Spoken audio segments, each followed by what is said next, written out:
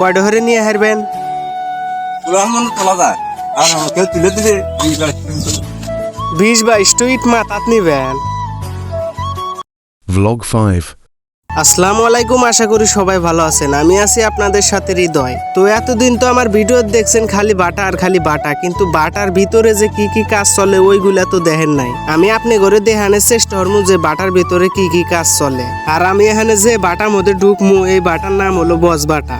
আর আপনি গাড়ির কাছে একটু অনুরোধ থাকবো, ভিডিওটাতে আল্লাহ লাইক করবেন আর শেয়ার করে দিবেন। আর অত ফাউল পেশাল না পেরে নন বাটার মধ্যে যাওয়া যায়। আর আপনারা এখানে যেই লোক দেখতে পারতেছেন হে ভিতর থেকে ইট বাহিরে হিন্দে হেজে হেজে থই। আমি তা খোঁজ করলাম আপনি কয় ডহরে মাথাত নিয়ে হারেন, তারপরে হে কইলো তোলা যায় আর কেউ তুলে দিলে এই চাচা কইতে হে 16 হান পর্যন্ত তোলা যায়, আর যদি কেহুলি তুলে দেয় তাহলে 20-30টা তুলবার পারবো। আমি তো চাচার এই কথা শুনে একবারে অবাক হয়ে গেছি, কারণ একটা ইট না ওলি 4-5 কেজি হরে হয়। হে আবার কইতেছে 20-25টা নিবার পারবো মাথা। অবাক হওয়ারই তো কথা। আশা করি আপনারা দেখতেই পারছেন যে বাটার মধ্যে কত কষ্ট হয়ে এই গরমের ভিতরে কাম হরে। তো যাই হোক, দেখা হইতেছে বিকেলে, আর আমার হিনে বসে থেকে দুপুর পর্যন্ত গরু আহা নাকবো। বিকেলে দেখা হচ্ছে, ওকে। আর এখন হলো বিকেল, 3 বন্ধু ঘুরবার বাড়াছি মানে এহজনের এহ প্রয়োজনে যাইতেছি। আমি আমার বন্ধু খোঁজ করলাম বিয়ে হরবু, তালি তোর অনুভূতি কি? এই কথা কইলাম কে, হে তো রসগোল্লার মতো মনে হয় গলে গেছে। তারপরে হনেন বন্ধু কি কয়। 20 বছর অপেক্ষা করার পর যখন বিয়ে করে তখন তো বুঝেছি তাতে আমার বাল ছেঁড়া গেল।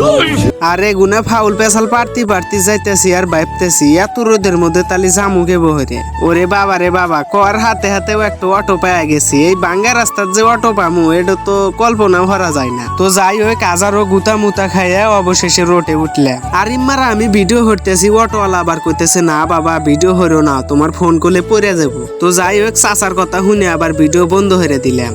নিঃসন্দেহে তুই ঠিক কথা বলেছিস। এই জায়গাটা আমার কাছে খুব ভালো লাগে, তাই আমি ভিডিও করে নিলাম।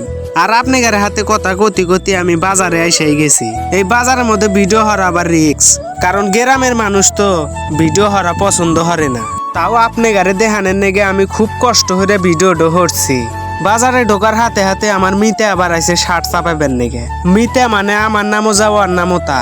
তো যাই হোক, এইভাবেই শার্ট চাপাতি শার্ট চাপানো শেষ। আমার মিতাকে আবার খালি গায়ে থুয়ে দিছে, কারণ উম্মারে শার্ট চাপাইতেছে।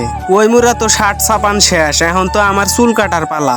তা যে সিরিয়াল দেখতেছি দোকানদার করতেছে 2 ঘন্টা নাকবো।